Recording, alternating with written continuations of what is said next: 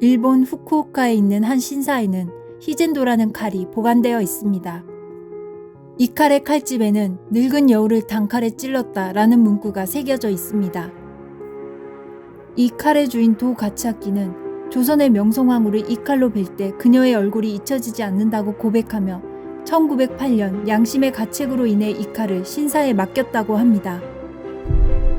그런데 당시 의미사변에 참여한 낭인들은 도호 외에도 서로 명성황후를 죽였다고 주장해서 도호의 말이 사실인지 혼란스럽습니다.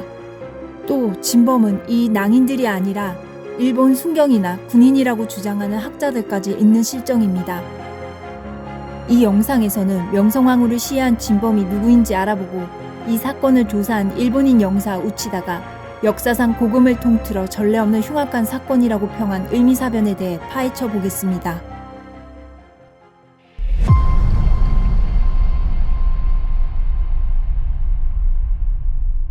(1895년 10월 8일) 의미사변이 일어난 날 새벽, 총소리를 듣고 경복궁의 이변을 감지한 미국 공사관 서기 알렌과 고종의 화급한 전가를 받은 러시아 공사 베베르가 그날 오전 7시쯤에 입궐했습니다. 그들은 1시간 반가량을 기다려 고종을 아련하러 갔는데 거기에는 고종과 일본 공사관의 미우라 공사가 함께 있었습니다. 미우라 공사가 말하길 훈련대와 순검의 충돌을 막아달라는 고종의 요청으로 일본군을 보내 현장에 도착해보니 사태는 일단락된 뒤였다고 말했습니다. 새벽에 총소리를 듣고 잠을 깼던 또 한 명 우치다. 무슨 일인지 알고자 나선 우치다 영사는 경복궁에서 막 돌아온 낭인 등으로부터 사건에 대해 들었습니다. 우치다는 정오가 지나 일본 공사관으로 찾아가 고종과의 아련을 끝내고 돌아온 미우라 공사를 만났습니다. 미우라는 큰일이라는 우치다에게 아니야, 이로써 조선도 드디어 일본 것이 되었다. 이제 안심해도 된다. 라고 말했습니다. 우치다는 여전히 큰일이라면서 명성황후 살해에 각하를 비롯해 공사관원, 영사관원, 일본군이 관여한 사실이 외국인 귀에 들어가면 큰일이라고 어쩔 작정이냐고 물었습니다. 미우라는 이 사건을 대원군파와 민비파의 싸움으로 꾸미고 일본군 수비대는 이를 진정시키기 위해서 궐에 들어갔다고 변명하고 진실을 아는 사람들은 입단속을 잘 시키면 될 일이라고 말했습니다. 우치다는 일단 사건을 은폐하는 것이 좋다고 판단하여 그 말에 동의했습니다. 다음 날 한성신보의 보도에 의해 의미사변은 흥선대원군이 명성황후로부터 권력을 빼앗기 위해 벌인 일로 둔갑해버립니다. 한성신보는 비록 조선에서 발간되고 있었지만 일본 공사관에 의해 창간되었고 공사관으로부터 모든 돈을 지급받고 운영되는 기관이었습니다. 일본의 주요 신문들은 이 한성신보 기사를 인용해서 대원군과 조선인들이 한성에서 쿠데타를 일으켰다고 보도해 국제 여론을 이끌었습니다. 일본은 정부 규모의 매수 공작을 해서 사건을 호도하기 위해 노력했습니다. 도쿄 니치니치 신문사 사장은 수상 이토 히로부미의 허락을 얻어 6,000엔을 정부로부터 받아 뉴욕 헤럴드 특파원을 매수했습니다. 하지만 여러 증언들을 토대로 외교관들이 여러 보고들을 작성했고 점차 진실이 알려지기 시작합니다. 이제부터는 의미사변이 일어나기 전으로 가서 의미사변이 어떻게 일어나게 되었는지부터 살펴보겠습니다. 1895년 9월 1일 미우라 고로가 조선의 새 주황공사로 부임했습니다. 미우라 고로가 공사가 된 것은 상당히 이상한 일이었습니다. 군부 출신인 미우라는 주로 군사 관련 일을 해온 터라 자타가 공인하는 외교 일자무식이었습니다.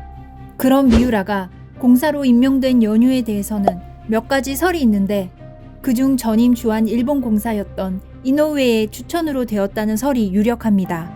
조선 전문가로 유명한 이노우에는 이토 히로부미의 친한 친구였습니다.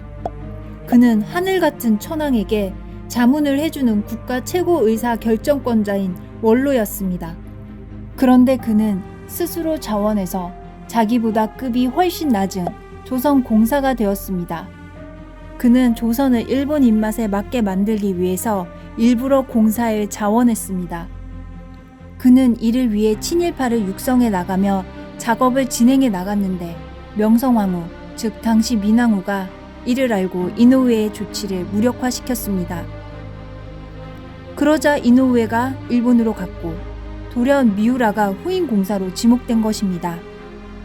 당시 조선을 삼키기 위해 노력하던 일본 정부가 그 중요한 시기에 실수로 미우라를 공사로 임명했다라는 의견도 있지만 주도 면밀했던 일본을 생각해보면 쉽게 납득하기가 어렵습니다.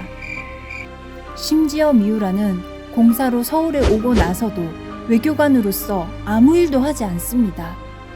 조선의 관리나 다른 외교관들도 전혀 만나지 않고 독실한 불교 신자 행세를 하고 다녀서 연불공사라는 별명까지 얻었습니다.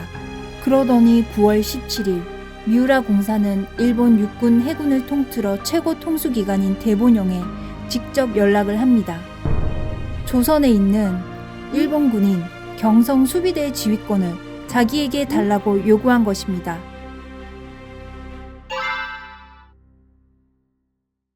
이에 외무 대신 사이온지는 일개 공사가 자기한테 말도 안 하고 그런 일을 벌였다며 경로했습니다. 하지만 이토 히로부미 총리는 미우라의 요청을 수용합니다. 9월 21일에 미우라는 한성신보 사장에게 민왕후 살해에 동원할 낭인을 요청합니다.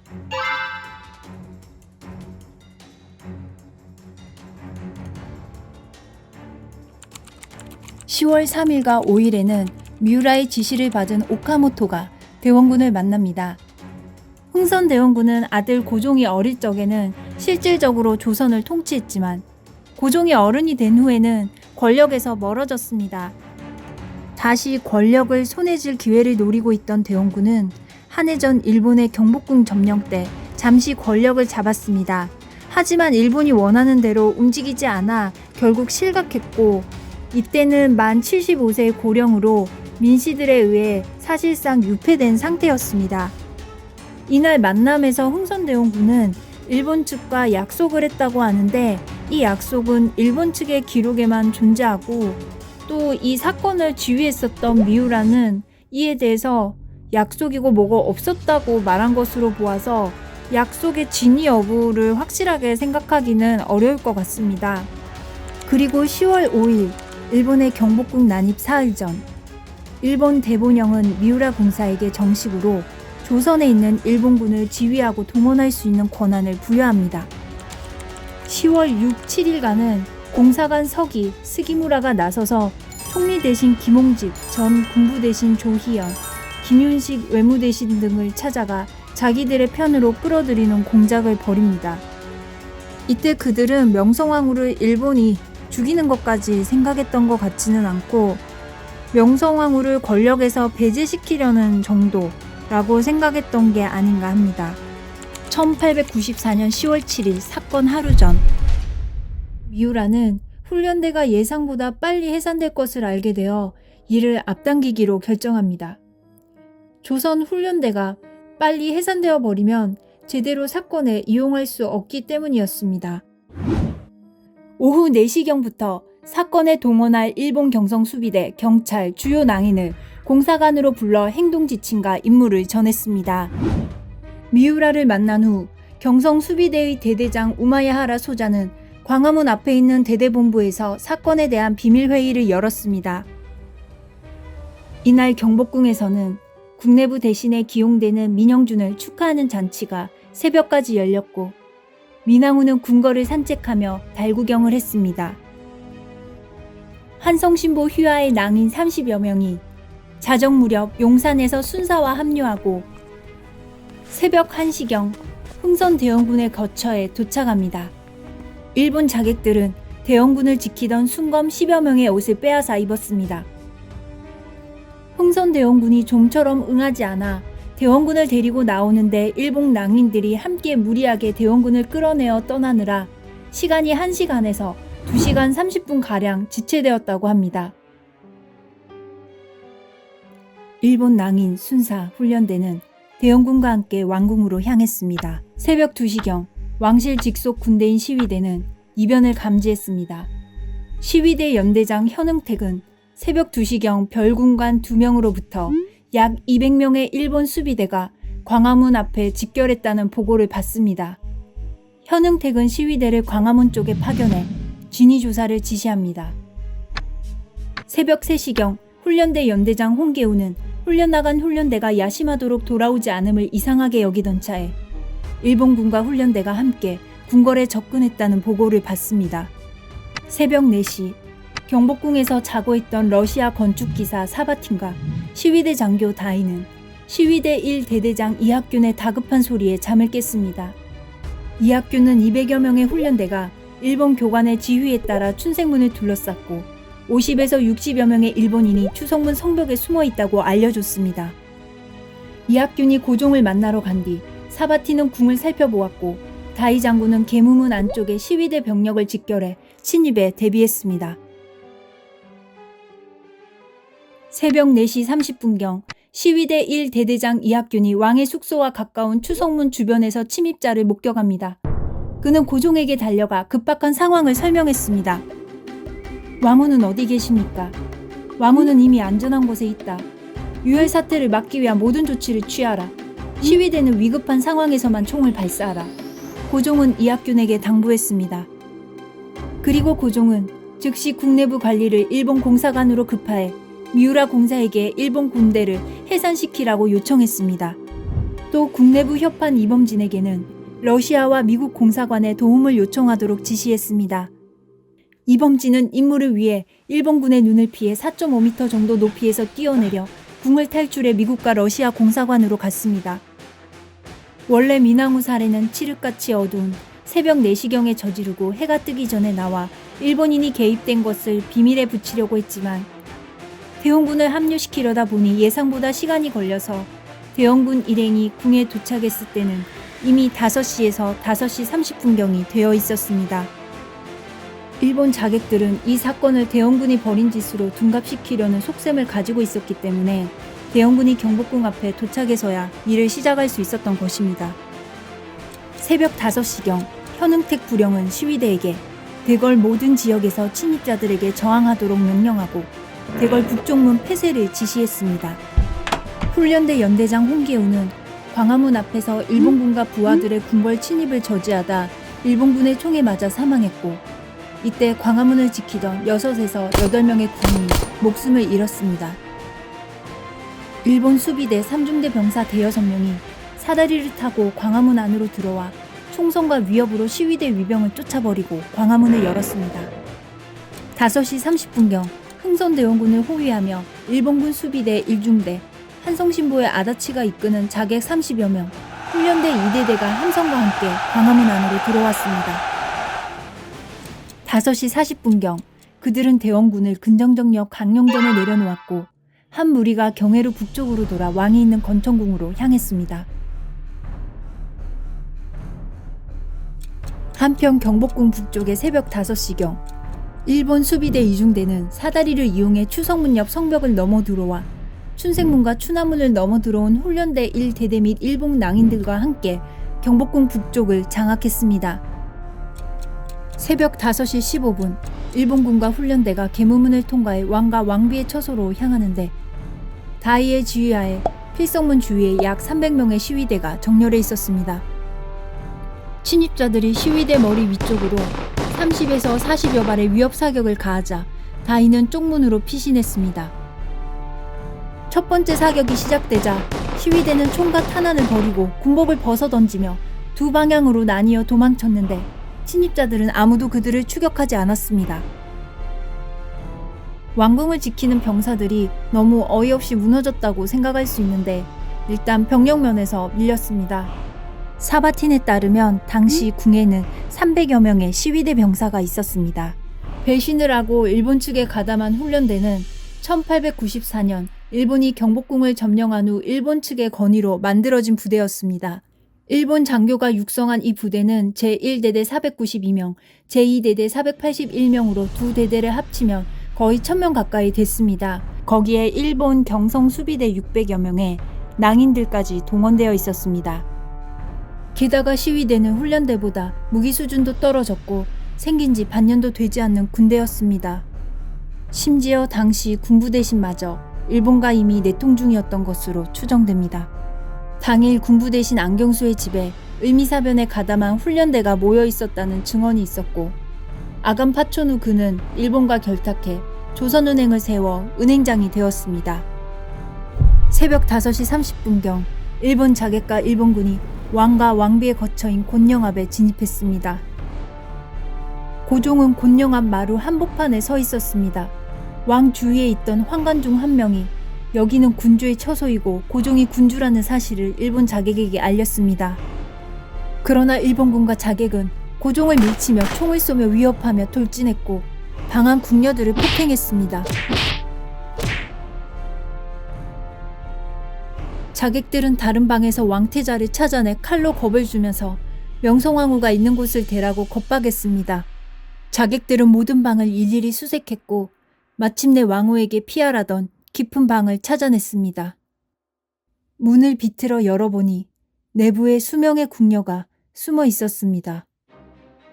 왕비는 어디 있나? 너희는 누구냐? 그때 국내부 대신 이경직이 곤령 앞 침실로 달려들어와 왕후를 보호하고자 두 팔을 벌려 왕후 앞을 가로막아서다 일본군에게 총을 맞고 쓰러졌고 그 상태에서 어깨에 칼날을 맞고 죽었습니다. 위기의식을 느낀 왕후는 곤령 앞 침실에서 권총공 복도를 향해 도망쳤습니다. 침입자들 중 하나가 손에 왕비의 사진을 갖고 있었던 데다 이경직의 보호행위는 왕후에 대한 단서가 되었습니다. 일본인은 복도를 따라 도망치는 왕후를 붙잡아 바닥으로 밀어 넘어뜨렸고 왕후의 가슴을 수차례 짓밟고 칼로 거듭 왕후를 찔렀습니다.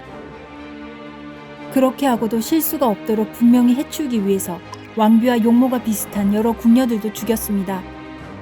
그러고는 왕후와 궁녀들의 시신을 곤령 앞 왕비의 거실인 오코루에 안치해 두었습니다.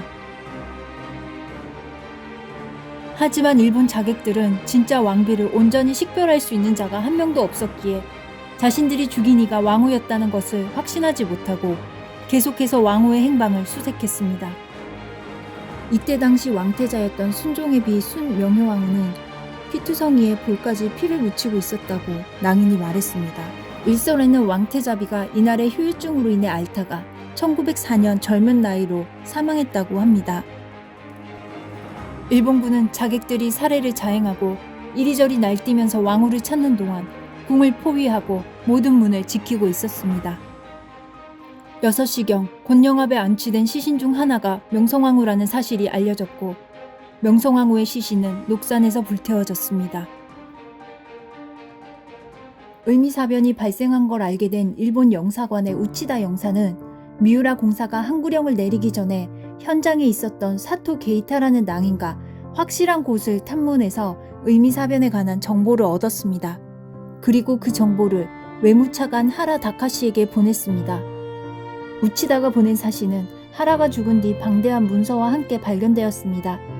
그 사신의 내용 일부를 살펴보자면 여기에 소생이 현지에서 견문한 것을 참고 삼아 내밀히 보고드리니 비밀로 해주셨으면 합니다. 다행히 국왕 및 왕세자 부부는 무사했지만 앞서 살해당한 부녀 중 한 명은 왕비라고 하는 바 이를 살해한 자는 우리 수비대의 어느 육군 소위로서 그 사체는 오기와라가 한국인에게 명해 이를 다른 곳으로 운반하여 즉시 불을 질러 버리는 등 매우 난폭한 소행을 저질렀습니다. 이러한 사실은 공문으로 보고드리는 것도 타당하지 않아 극비리에 보고드립니다. 부디 일람하신 후에는 불태워주시기 바랍니다. 당시 일본군 경성 수비대의 육군 소위는 4명이었는데 그중 명성황후 시해 현장에 있었던 소위는 오직 한 명뿐이었습니다. 미야모토 소위. 평민 출신인 미야모토 소위는 당시 만 36세로 미우라 공사, 수비대의 우마야하라 대대장, 이토 히로부미 총리, 겐로 이노우에와 같은 조슈번 출신이었습니다. 1894년 11월 미야모토 소위는 조선에 파견되어 동학당 정토에 참여해 실전 경험을 쌓은 것으로 추정됩니다. 이후 훈련대 교관 자격으로 경성 수비대에 파견되어 근무하고 있었습니다. 을미사변 후 그가 일본으로 입국할 때 참모총장, 육군 대신 육군 차관 등의 연락 기록을 살펴보면 당시 일본군 수뇌부 전체가 미야모토 소위와 그를 보좌한 마키 특무조장에 대해 특별한 관심을 가지고 있었음을 알 수 있습니다. 다른 낭인에게는 이 정도 관심을 가지지 않았죠. 또 일본 정부가 형식적이나마 사건 관련 일본인 약 50여 명을 재판에 회부시켰을 때 미야모토 소위가 왕비 살해 현장에 있었다는 진술과 그가 국내부 대신에게 발포했다는 진술이 나왔지만 그는 제대로 조사받지 않았습니다. 사건에 관련된 다른 8명의 장교들은 헌병대 감옥에 수감되어 형식적이나마 신문 조사를 받았지만 말입니다. 또 다른 용의자, 낭인 데라자키 다이키치. 그는 왕후 시위 사건 직후 다른 낭인에게 보낸 편지에서 원수를 죽이지 못하고 미인을 베는데 그쳤다라는 수상한 자작시를 남겨 용의자로 주목받아 왔습니다. 게다가 데라자키가 1931년 회고담을 출간했는데 여기에 왕후를 살해하기까지의 꽤 구체적인 과정과 자신이 왕후를 한 칼에 내리쳐 죽였다는 내용이 나옵니다. 그런데 데라자키가 말하는 왕후 살해 과정은 상당 부분이 다른 증언이나 보고서와 차이가 있었습니다. 예를 들면 그는 궁녀 20-30명이 이불 같은 것으로 왕후를 덮어씌우고 그 이불 위에 궁녀들이 포개져서 가리고 있었다는데 이건 왕비 여기 있소라고 대놓고 선전하는 것 같아 납득이 잘 안 갑니다. 다른 증언에는 전혀 없는 내용이기도 하고요. 결국 데라자키가 왕후 살해범이라고 볼 근거는 자기 주장인데 당시 낭인들이 왕후 살해를 큰 공으로 여겨 서로 자기가 배웠다고 자랑하는 상황이 벌어졌었다는 점을 생각한다면 그 주장을 곧이곧대로 받아들이기는 어렵다고 생각합니다.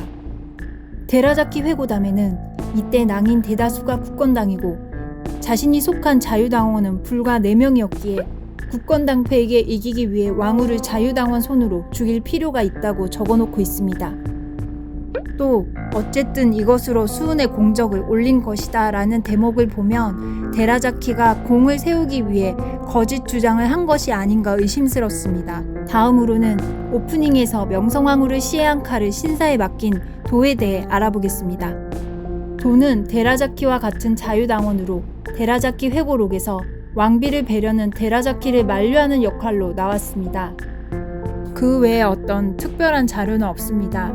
도가 의미사변에 참여한 것은 사실이지만 왕후를 직접 자신의 칼로 베었다고 보기에는 좀 무리가 있는 것 같습니다. 또 다른 주요 용의자는 와타나베 순사입니다. 와타나베 순사는 고종과 순종이 마지막으로 목격한 왕비를 추적하던 인물입니다. 다른 낭인들과 달리 와타나베도 미야모토 소위처럼 자신을 범인이라고 떠들고 다닌 적이 없습니다. 하지만 고종과 순종이 왕후를 추적하는 것으로 본 마지막 인물이라는 것 외에는 이렇다 할 증거가 없고 왕후 살해가 둘의 시야에서 벗어나 이루어졌을 가능성이 있기 때문에 이것만으로 그를 왕후 살해범으로 보기에는 좀 무리가 있다고 생각합니다. 명성황후가 살해되고 24시간 후 고종은 부인을 살해한 범인을 추적하기는커녕 다른 사람과 접촉조차 할 수 없는 상태에 놓이게 됩니다. 강력한 경계 속에서 고종은 미우라로부터 친일 내각을 구성하도록 협박받았습니다. 이내 미우라는 김홍집을 통해 친일 내각을 구성했습니다. 의미사변이 일어나고 이틀 뒤 고종 명의로 명성황후를 폐서인한다는 조칙이 발표됩니다. 짐이 보위에 오른 지 32년에 정사와 교화가 널리 퍼지지 못하고 있는 중에 왕후 민씨가 자기의 가까운 무리들을 끌어들여 짐의 주위에 배치하고 짐의 총명을 가리며 백성을 착취하고 짐의 정령을 어지럽히며 벼슬을 팔아 탐욕과 포악이 지방에 퍼지니 도적이 사방에서 일어나서 종묘사직이 아슬아슬하게 위태로워졌다. 짐이 그 죄악이 극대하다는 것을 알면서도 처벌하지 못한 것은 짐이 밟지 못하기 때문이기도 하나 역시 그 패거리를 꺼려하기 때문이기도 하였다. 짐은 민씨가 뉘우치기를 바랐다. 그러나 민씨는 오래된 악을 고치지 않고 그 패거리와 보잘것없는 무리를 몰래 끌어들여 짐의 동정을 살피고 국무 대신을 만나는 것을 방해하며 또한 짐의 나라의 군사를 해산한다고 짐의 명령을 위조하여 변난을 격발시켰다. 사변이 터지자 짐을 떠나고 그 몸을 피하여 이모년에 지나간 일을 답습하였으며 찾아도 나타나지 않았다. 짐이 할 수 없이 짐의 가문의 고사를 삼가 본받아 왕후 민씨를 폐하여 서인으로 삼는다. 이 조칙은 고종의 서명 없이 김홍집 혼자 서명하여 발표한 조칙이었습니다. 의미사변을 통해 일본 측이 군대를 동원하고 외교적 위험 부담을 떠안고 명성황후에 대한 평가를 조작하면서까지 명성황후를 반드시 제거하고 싶어 했음을 알게 되었습니다. 미우라는 왕비를 물리치고 대원군을 내세우는 동시에 친일파인 김홍집 등으로 정부를 조직하게 만들면 영원히 조선은 일본을 귀찮게 하지 못할 것이다 라고 말했습니다. 명성황후는 조선이 일본을 귀찮게 하지 않도록 만들기 위해 반드시 제거해야 했던 인물이었던 것입니다. 다음 편에서는 명성황후가 대체 누구였길래, 어떤 사람이었길래 일본이 이렇게까지 제거하고 싶어 했는지 살펴보겠습니다. 여기까지 보고 좋았다면 구독, 좋아요, 알림 설정 부탁드립니다. 감사합니다.